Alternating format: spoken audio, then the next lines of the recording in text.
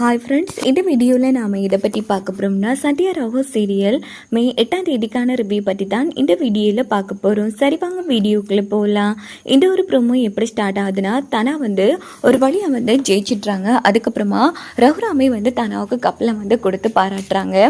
இன்னொரு பக்கம் எல்லாரும் ரொம்ப சந்தோஷப்படுறாங்க. நம்ம ரகுராம் தனா விளையாட வச்சுட்டாங்களேன்னு. அப்போ எல்லாருமே ஒன்று கூடி நிற்கிறப்போ உடனே நம்ம ரகுராம் ஜானகியை பார்க்குறாங்க. ஏன்னா ஜானகி ரகுராம் கிட்டே போய் சொல்கிறதே இல்லை. ஸோ இந்த விஷயத்தில் மட்டும் உண்மையை மறைச்சி போய் சொன்னதால் ரகுராமால் நம்ம ஜானகியை மன்னிக்கவே முடியல. ரெண்டு பேருமே ஒருத்தருக்கு ஒருத்தர் பார்த்துக்கிறாங்க. உடனே ரகுராம் எதுவுமே பேசாமல் அங்கேருந்து கிளம்பிடுறாங்க.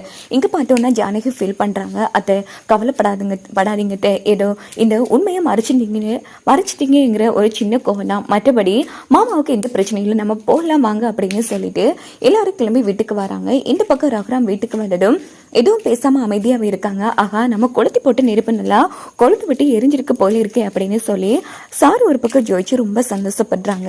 இங்கே பார்த்தோன்னா நம்ம ரமணி பாட்டி ரகுராம் என்ன ஆச்சுப்பா, சொன்ன மாதிரி ஜானகி கோவிலில் தான் இருந்தா சொல்லுப்பாங்கிற மாதிரி கேட்டதும் ரகுராம் எதுவுமே பேசாமல் அமைதியாக இருந்துட்டு இருக்காங்க.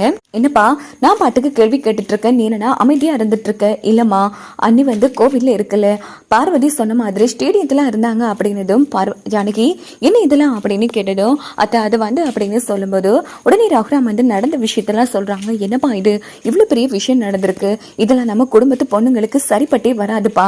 இதுக்கெல்லாம் காரணம் இது ஒரு கலை மாயா.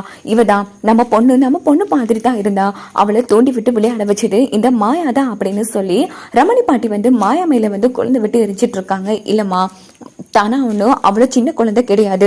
மாயா பேச்சு கேட்டு விளையாடுறதுக்கு போய் சொல்லி இந்த அளவுக்கு சாம்பியனா இருந்திருக்கானா, இதுக்கெல்லாம் மாயா காரணம் இல்லை. ஆரம்பத்துல இருந்தே தானாவோட மனசுல இவ்வளோ பெரிய லட்சியம் இருந்திருக்குமா, அவளோட லட்சியத்தை புதைச்சிட்டு வாழ்றதுக்கு நம்ம வீடும் நாமளும் தான் காரணமா இருந்திருக்கோம் அப்படின்னதும் ரகுராம் என்னப்பா இப்படி பேசிட்டு இருக்கா? ஆமா, ஒரு பொண்ணோட லட்சியத்துல தலையிடுறதுக்கு எந்த ஒரு ஆணுக்கும் சரி, எந்த ஒரு மனுஷனுக்கும் சரி, எந்த ஒரு உரிமையே கிடையாது, எந்த தகுதியும் கிடையாது அப்படின்னதும் சரிப்பா, இப்ப நீ என்னதான் சொல்ல வர? இங்க பாருமா, தனா தன்னோட இலட்சியத்தை மறைச்சிட்டு இப்படி ஒரு அடிமையா வாழ்ந்ததுக்கு காரணமா இருக்குன்னு நினைக்கிறப்போ என்ன நினைச்சாலே எனக்கு அசிங்கமா இருக்குமா.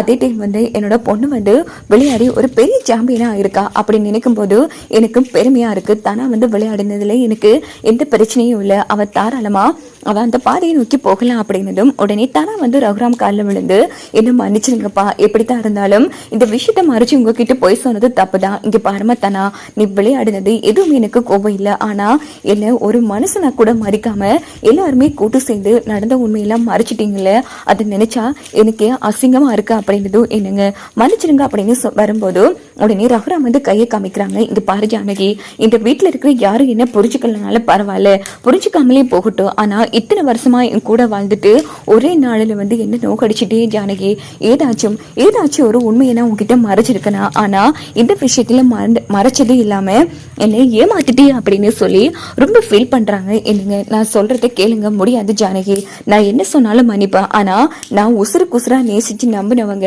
என்கிட்ட போய் சொன்னது இல்லாம எனக்கு துரோகம் பண்ணிருக்காங்க. அதை எப்பவும் நான் மறக்கவும் மாட்டேன், மன்னிக்கவும் மாட்டேங்கிற மாதிரி சொன்னதும் ஜானகி ஃபீல் பண்ணுவாங்க. இப்படித்தான் வரக்கூடிய கதைக்களத்தை கொண்டு போக வாய்ப்புகள் இருக்கு.